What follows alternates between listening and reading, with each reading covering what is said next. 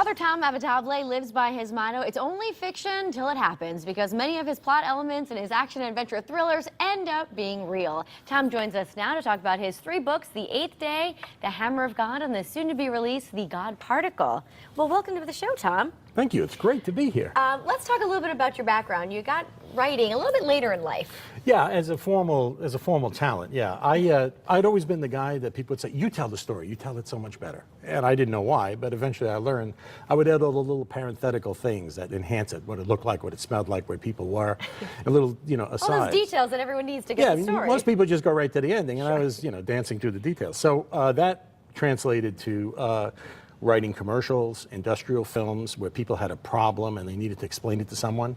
That started me flexing my writing, and then I moved into screenplays. And this book was actually a screenplay first that got as high as Tom Cruise. And he was very interested in it because there's a strong female character. And at that time, it would have been a good thing for him to work with his wife. Didn't work out too well, though, did it? No, not for me either, actually, because the day they bad. divorced was the day they said, we're not doing the movie. But the next step of my career then opened up because a good friend said, write it as a book. And so you did. Bada bing, there you go. Let's talk about the main character, Professor Bill Hiccock.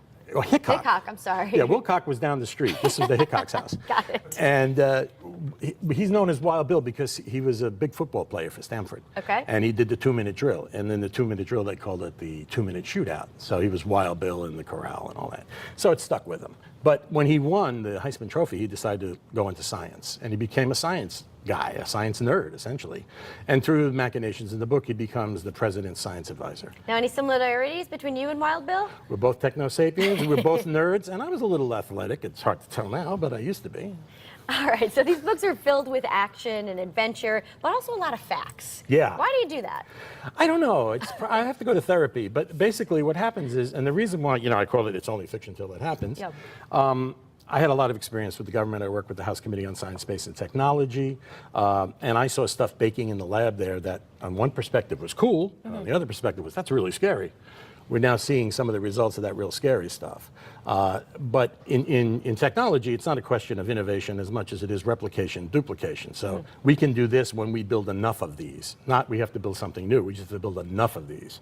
So it's very easy to make a connection between point A and point B and how much scarier it is when they got enough of those. Sure. Whether it's data points, metadata, whether it's the ability to read emails or take phones. Well, because that's kind of happening now, and that also happened in your book. Isn't that fun? Yeah, I could have saved them a lot of trouble. Sure could have. Yeah, well, that's exactly it. The book is actually about how the government can collect information from you, and based on just metadata, find trends and things and build a profile, and then get you to do things for them.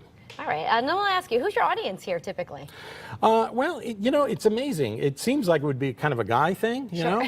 But most of my emails and everything are from women. Well, because it offers a little bit of insight, right?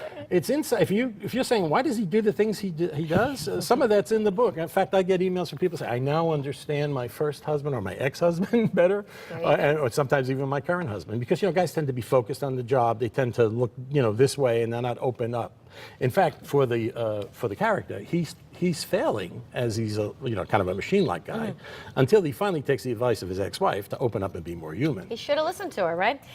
Isn't that always true? Right. Let's talk about a special offer for Connecticut Style viewers. Oh yes, this is meaty like and that. juicy. We're going to, if you go to my website, which is www.tomavitabile.com, and leave a comment. Just mention the show, say something nice. Factory trained crews back in the office will pick the top 3, and someone will get one of my books and one of the T-shirts. One of these lovely T-shirts yes, over here. that banner is showing there. All right, Tom, we're out of time. Thank you so much for being here. What and an sharing absolute your pleasure. Books. Nice to meet you. Nice the to name meet of the you books too. again are The Eighth Day, The Hammer of God, and The God Particle. Coming Pretty interesting stuff. All right, up next, cooking instructor Heidi Lane teaches us how to make some delicious homemade pudding when Style returns. We'll be right back.